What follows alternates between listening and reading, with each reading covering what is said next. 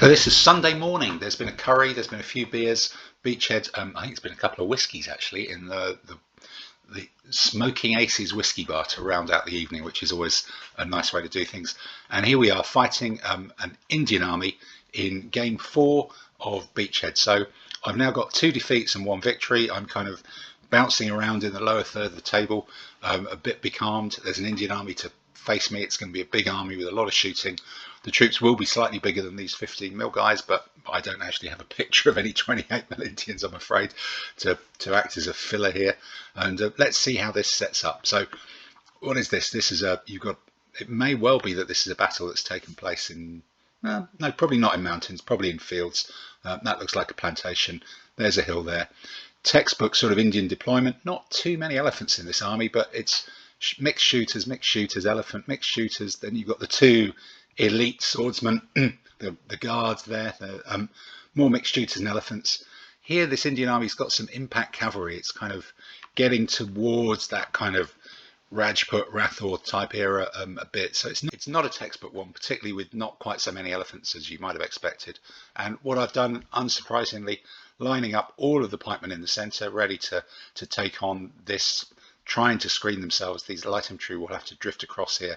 My javelin men are probably going to try and refuse this flank, and then my own elephant and Thracian command is just going to punch here, supported by my own cavalry. It looks like there's a bit of terrain there that might cause a bit of a problem, but I'm just hoping to use the elephants to neutralise their cavalry, smash into this end of the line.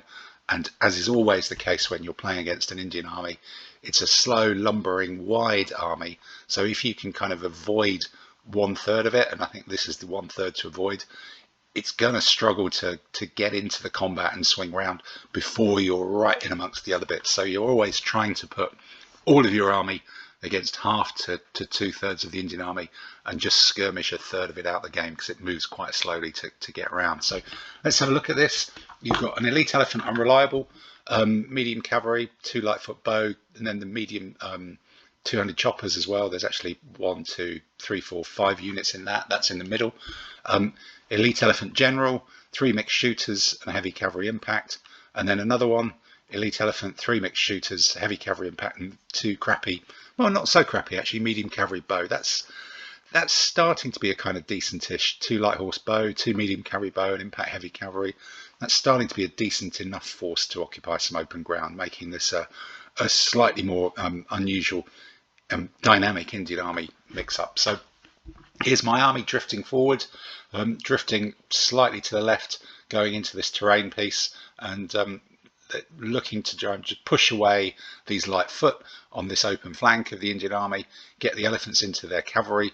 Really, that's the ideal matchup. Get the pikemen into this kind of bit of it, and then hopefully, I suspect my other cavalry command may be dicking about here and just trying to create enough of a threat to stop all this lot coming around at any sort of speed. And oh no, perhaps not. They're not there. It doesn't seem it. I've obviously forgotten that. What I've done instead is send just the lone spearman and the javelin man over there, just really to try and keep these guys busy, occupy them, stop them getting around too quickly, because you can see I'm already very, very close to combat here, and the centre is almost getting there. That's 2 or 3 moves away, and it's really, if this spearman can just occupy probably that cavalryman, the javelin can dick about. They may get overrun, they may die, but I'm hoping the battle's going to be over with some intense combat in the centre before this little force has actually time to get around this hill and start doing anything of note, particularly my baggage a bit further away. So again, over on the other side, so this actually means, I've remembered now, yes, I did a flank march, and the flank march is the 2 Zeistafori and the light horse, and they're over on this side, and these guys have worked that out. They don't want to fight elephants and Thracians at all anyway. They know there's a flank march coming, or they're pretty sure there's going to be a flank march coming over here, because my deployment is very skewed this way. So I'm just pushing forward, and you can see the pikemen all start to sort of shuffle up and move away from that right flank, pile everything into the left. I'm really, going deep, going hard against this piece. This is very tough for me, but fight them off. Try and keep that other command out of the game. Just feed it a couple of units and smash everything else into this piece of the baggage, and hopefully the flank march comes on in decent time. And ta-da, that looks like the flank march is about to come on. There's measuring sticks, making sure there's no Nobody here who's close enough. That's the edge of the deployment area, that little marker there. So anybody who was, what would that be, west, east of that line would have had to flee when my flank march comes on, but they're hoping to avoid it. So they've almost been forced, instead of sweeping around an open flank as they might have wanted to with cavalry with bow and impact cavalry, they've been forced to form an ad hoc defensive line in front of their baggage that leaves these guys a little bit exposed. And suddenly there's a lot of punch. There's 3, 4, 5 pikemen aiming for this. There's the Thracians coming around, 2 elephants as well, and there will be the impact cavalry arriving there at speed as well. And here you can see that from the other side. My pikemen, the centre is really bunched up and started to go deep. I've just kind of, again, left another lone one over there.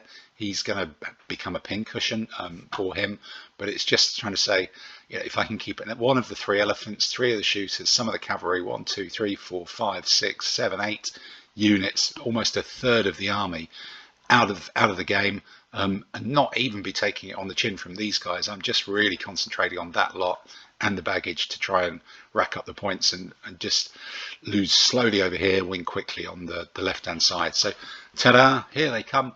Here come the Zeistafori charging in. Can I make that move? Oh, look at that, looks amazing. It's almost like watching Alexander the Great, the film, isn't it, really, as they come steaming onto the table, ready to pile into these cavalry and join in with their elephants, the Thracians, the pikemen, in really putting maximum pressure into this piece. And looked at it, so again, this whole lot just drives forward, just keeps going forward. We want to hit those. Any of these will be good. This I've wheeled to kind of protect their flank. I am going to have to take it on the chin with these guys, which is going to be tough, but this sort of creates an overlap. I'm wider than them. I've got some skirmishes in front. I'm still keeping this largely out of the game, even though there's some shooting on. This general is probably going to be doing some rallying from the shooting. And with these 2 light foot in front, you know, that's neutralized really. And this light foot here, this guy's shooting here, those 2 are shooting, and that is shooting my light foot. These guys don't really shoot. He's shooting one there. So really, this guy is almost the only one who's able to shoot some of my capital troops, which is perfect. You want the skirmish screen to absorb the shooting as much as possible.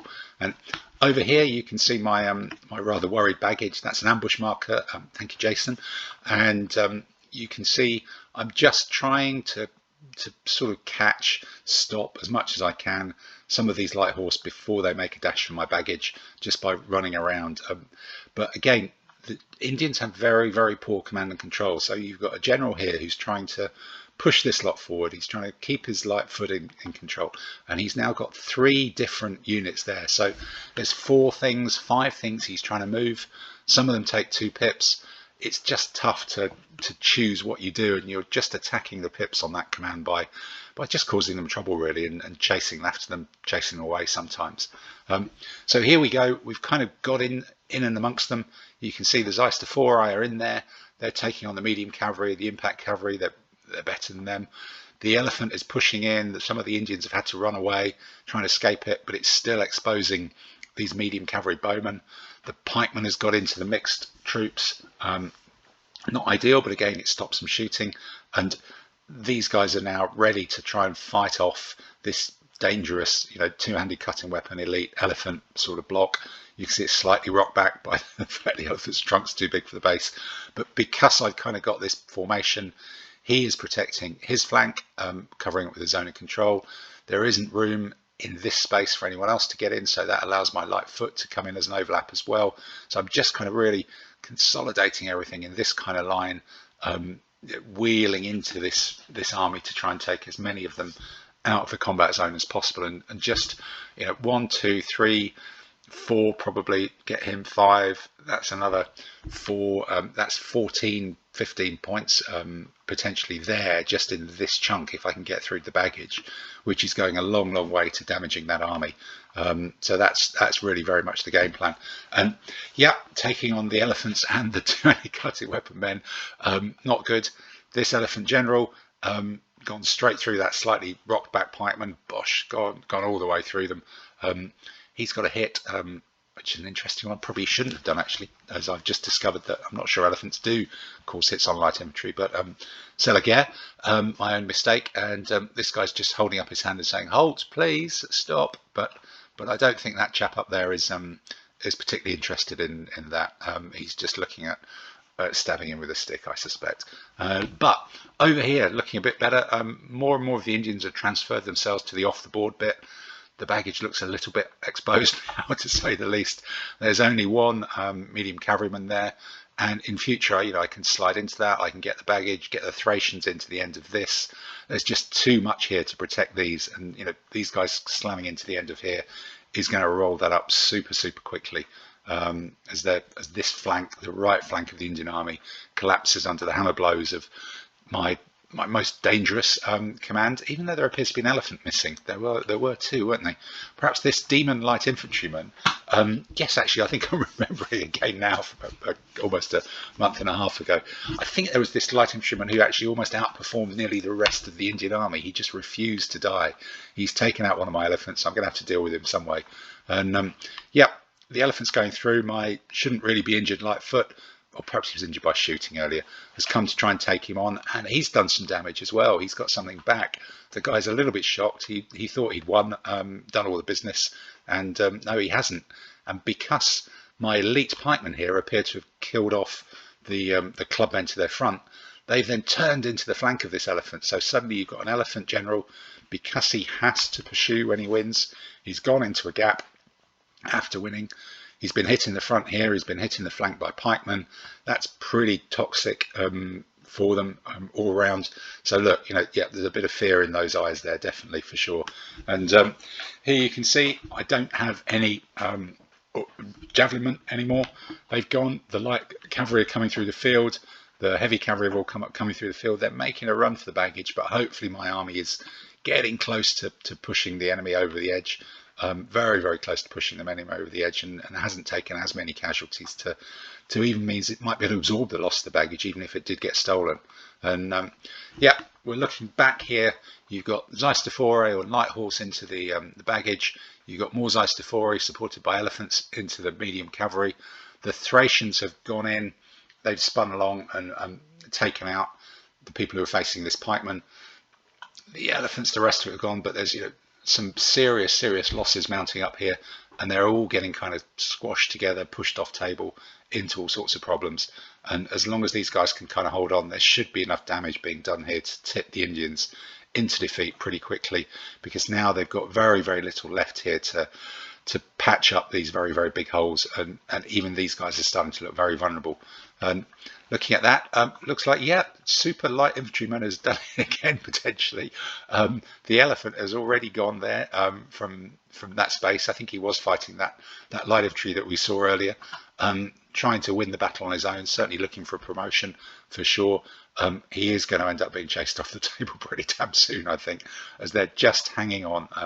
The brave Indian king is looking out over his infantry, but it's putting up a valiant rearguard, having run away, reformed out that defensive line and doing some damage to the Zeistafore. But still, look, they come slamming back in again. The cavalry come back in, the light horse take the baggage, the cavalry are into the flank of the medium cavalry, my Thracians are into these poor medium swordsmen with overlaps. We're hanging on against this elephant. It's looking pretty tough. 2 hits there have been taken. I'm having to pull out Lightfoot, who've been hit, a bit more vulnerable, but still, it's just squeezing the vice on this end of the flank, and that was the point at which the Indian army collapsed, and we go into game 5 with a 2-2 record and taking on an army with war wagons.